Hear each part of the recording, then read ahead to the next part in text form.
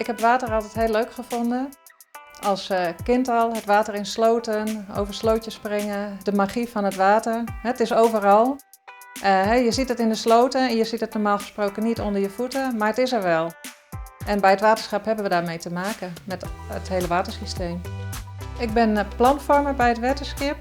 Ik hou me bezig met plannen, het stukje tussen beleid en uitvoering.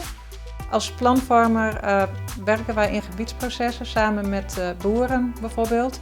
En een van de dingen die we daarin doen is praten over het water in de sloten.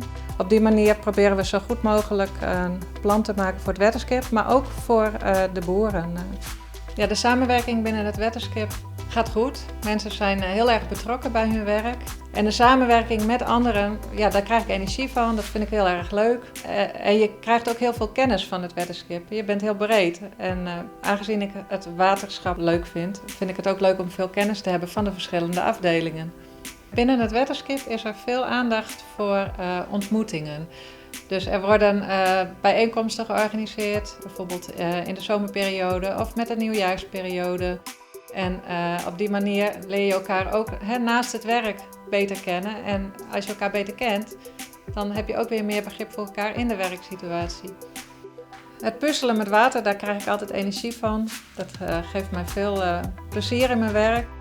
En als het plan dan afgerond is en het wordt ook nog gewaardeerd, dan is dat toch wel een heel fijn gevoel.